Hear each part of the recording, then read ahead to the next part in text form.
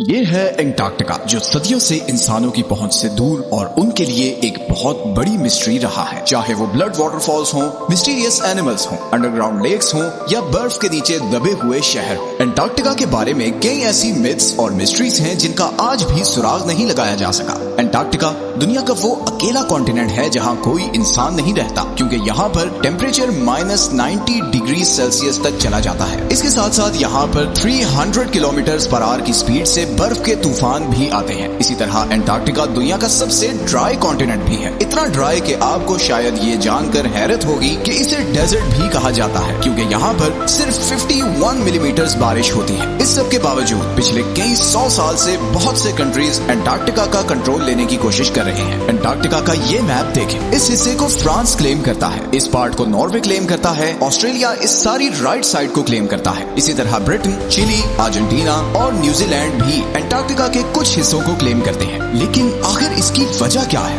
برف کی اس تہہ کے نیچے آخر ایسا کیا ہے کہ دنیا کی سپر پاورز اس کا کنٹرول لینا چاہتی ہیں؟ آج ہم سالو کرنے جا رہے ہیں انٹارکٹیکا کی کچھ مسٹریز، اور ساتھ ہی میں ہم اس کی بھی کھوج لگائیں گے کہ انٹارکٹیکا کو اصل میں ڈسکور کس نے کیا تھا. اور آخر میں ہم یہ بھی دیکھیں گے کہ اس برف کے نیچے آخر ایسے کیا راز چھپے ہیں جنہیں دنیا کی سپر پاورز جانتی ہیں اور اسی لیے وہ انٹارکٹیکا کا کنٹرول لینا چاہتی ہیں. انٹارکٹیکا کس نے ڈسکور کیا؟ Depends on how you are asking. Britishers کہتے ہیں کہ انٹارکٹیکا انہوں نے ڈسکور کیا تھا، جبکہ رشینز کہتے ہیں کہ سب سے پہلے انہوں نے یہاں قدم رکھا تھا. لیکن انٹارکٹیکا کا ذکر آج سے کئی ہزار سال پہلے گریک فلاسفر ایرسٹوٹل نے کیا تھا، جب اس نے کہا کہ زمین گول ہے اور نارتھ اور ساؤتھ پول ایک دوسرے کے مرر امیجز ہیں. 2021 میں Royal society of New Zealand کی ایک اسٹڈی پبلش ہوئی جس میں یہ کہا گیا کہ ادھر آسٹریلیا کے پاس پولینیشین آئی لینڈز پر رہنے والے ماوری لوگ شاید پہلے انسان تھے جو 7ویں صدی میں انٹارکٹیکا پہنچے تھے، کیونکہ ان کی پرانی کہانیوں میں ایک ایسے برفیلے کانٹیننٹ کا ذکر ملتا ہے جو زمین کی سدرن سائڈ پر ہے. خیر ریکارڈڈ ہسٹری میں برٹش آفیسر جیمز کک وہ پہلا یورپین تھا جو انٹارکٹک سرکل کراس کر کے ادھر انٹارکٹیکا کے پاس پہنچا. لیکن وہ ابھی انٹارکٹیکا سے 130 کلومیٹر دور ہی تھا کہ اس نے اپنی شپ واپس موڑ لی، کیونکہ اسے انٹارکٹیکا تو نظر نہیں آیا مگر پانی میں تیرتے ہوئے آئس برگز ضرور نظر آئے، اور سمندر کے تیور ایسے تھے کہ شپ کو آگے لے کر جانا بہت خطرناک تھا. اسی لیے جیمز کک نے کہا تھا کہ اس سدرن کانٹیننٹ تک پہنچنا اتنا خطرناک ہے کہ شاید ہی کبھی کوئی انسان یہاں تک آئے. کیپٹن کک کے بعد اور بھی بہت سے لوگوں نے انٹارکٹیکا ڈسکور کرنے کی کوشش کی مگر وہ کامیاب نہیں ہو سکے. پھر 19ویں صدی کے آتے ہی اکنامک ڈومیننس کے لیے کنٹریز کے بیچ ایک کمپٹیشن شروع ہو گیا. دنیا اب ایک نیو ورلڈ آرڈر کی طرف بڑھ رہی تھی. ریسورسز اور نئے ٹریڈ روٹس ڈسکور ہو رہے تھے، انڈسٹریز لگ رہی تھی. ہر کنٹری آنے والی نئی صدی میں سپر پاور بننا چاہتا تھا اور اسی لیے ایکسپلوریشنز عروج پر تھی. ایسے میں 1819 میں رشین امپائر نے رشین ایکسپلورر فیبین وان بیلنگز ہاؤسن کو یہ ٹاسک دیا کہ وہ پوری دنیا کے گرد چکر لگائے اور نئی کنٹریز اور کانٹیننٹس ڈسکور کرے. 1820 میں فیبین نے کیپٹن کک کی پریڈکشن غلط ثابت کی اور یہاں سدرن اوشن میں پہنچ کر انٹارکٹیکا کو بہت قریب سے دیکھا. گو کہ اس نے انٹارکٹیکا پر قدم نہیں رکھا تھا مگر اسے ماڈرن ہسٹری کا وہ پہلا انسان کہا جاتا ہے جس نے انٹارکٹیکا کو دیکھا تھا. پھر 1900 سے 1920s کے بیچ بہت سے ایکسپلوررز نے انٹارکٹیکا کا رخ کیا. British explorer Robert falcon Scott 1911 میں اپنی ٹیم کے ساتھ انٹارکٹیکا پر اترا اور تقریباً 400 مائلز تک آگے گیا مگر پھر خراب موسم اور بھوک کی وجہ سے اسے واپس پلٹنا پڑا. لیکن واپسی کا یہ سفر بہت ہی بھیانک ثابت ہوا. اسکاٹ اور اس کی ٹیم سخت سردی اور برفانی طوفان میں پھنس گئے اور ان سب کی موت ہو گئی. پھر ورلڈ وار 1 کے بعد بہت سی کنٹریز نے یہاں اپنی ٹیمز بھیجی اور اس کانٹیننٹ کو کلیم کرنے کی کوشش کی. 1939 میں ہٹلر کے کہنے پر جرمن ایئر فورس نے یہاں نازی فلیگز بھی گرائے تاکہ اس ایریا کو نازی جرمنی کے کنٹرول میں دکھا سکے. ورلڈ وار 2 کے بعد بہت سی کنٹریز نے یہاں اپنے ریسرچ سٹیشن سیٹ اپ کیے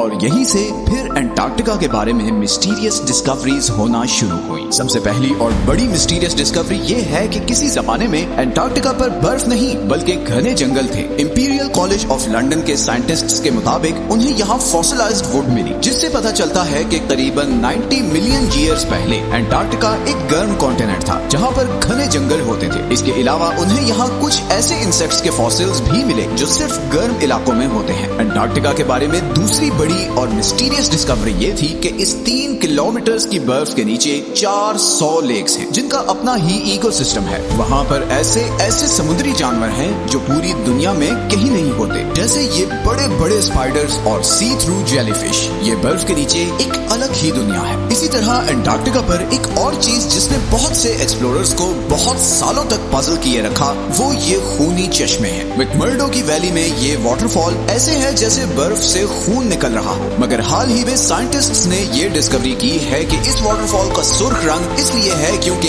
इस चश्मे को एक बहुत ही सॉल्टी लेक से पानी आता था, जिस पर अब कई 100 फुट बर्फ पड़ चुकी है और वो लेक एटमॉस्फेयर से बिल्कुल कट ऑफ है। इस पानी में बहुत ज्यादा आयरन है और इसीलिए जब ये पानी चश्मे में आता है तो ऑक्सीजन और धूप की वजह से पानी में मौजूद आयरन ऑक्सीडाइज होता है और उसका बिल्कुल जंग जैसा कलर हो जाता है। अंटार्कटिका के बारे में तीसरी सबसे बड़ी मिस्ट्री और कॉन्स्पिरेसी ये है कि इस बर्फ के नीचे कोई एंशिएंट सिविलाइजेशन है। बहुत से लोगों ने ये क्लेम किया है कि यहाँ पर एलियन स्पेस शिप्स भी देखी गई हैं। 2016 में गूगल अर्थ पर अंटार्कटिका में बहुत सी अनयूजुअल एक्टिविटीज रिकॉर्ड की गई हैं। कॉन्स्पिरेसी थ्योरिस्ट्स जहाँ इन्हें एलियन यूएफओज कहते रहे, वहीं बहुत से पॉलिटिकल एक्सपर्ट्स के नजदीक ये अमेरिका और दूसरे कंट्रीज के सीक्रेट एयर ऑपरेशंस हैं जो वो अंटार्कटिका में कर रहे हैं। और यहीं पर आता है अंटार्कटिका का वो हिडन पॉलिटिकल फ्रंट जिससे बहुत कम लोग अवेयर हैं। जहां बाकी पूरी दुनिया दूसरे जियोपॉलिटिकल इश्यूज में उलझी हुई है, वहीं America, China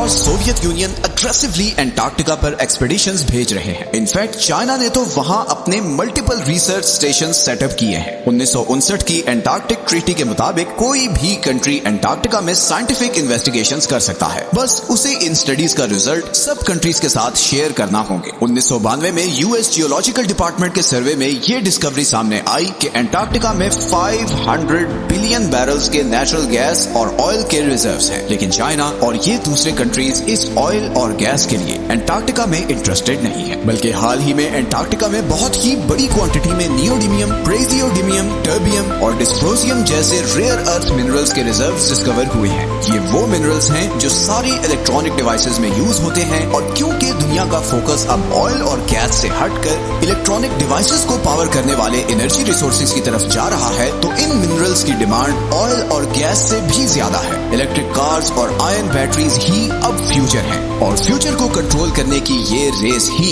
in super powers को अंटार्कटिका की बर्फ और तूफानों में ले आई है। अंटार्कटिका की लास्ट मिस्टीरियस डिस्कवरी ये सदर्न ओशंस है। दुनिया के खतरनाक तरीन समुद्रों में सदर्न ओशन का नाम आता है। हमारी दुनिया का क्लाइमेट और वाटर सप्लाई ये सदर्न ओशन ही कंट्रोल करता है, क्योंकि ये अटलांटिक और पैसिफिक ओशन के साथ भी मिलता है। साइंटिस्ट्स के मुताबिक दुनिया का 15% carbon emission southern ocean absorb करता है और ग्लोबल वार्मिंग के साथ साथ इस ओशन की इंपॉर्टेंस बढ़ती जा रही है, क्योंकि यहाँ पर जमी हुई बर्फ पिघल रही है और बर्फ के पिघलने से बहुत से खजाने अब बाहर आ रहे हैं जिन समुद्रों में कभी इंसान जाने का सोच भी नहीं सकते थे। बहुत जल्द वो इम्पोर्टेंट ट्रेड रूट्स बनने वाले हैं। अंटार्कटिका पर अब भी बहुत सी स्टडीज चल रही हैं और हु नोस कि आने वाले टाइम में और क्या मिस्टीरियस चीजें अंटार्कटिका के बारे में डिस्कवर होंगी। ये हैं वो सारे सोर्सेज जहां से हमने इस वीडियो के लिए कंसल्ट किया है। अगर आपको इस तरह के टॉपिक्स पसंद हैं तो नीचे कमेंट्स में जरूर बताएं। मिलते हैं नेक्स्ट वीडियो में।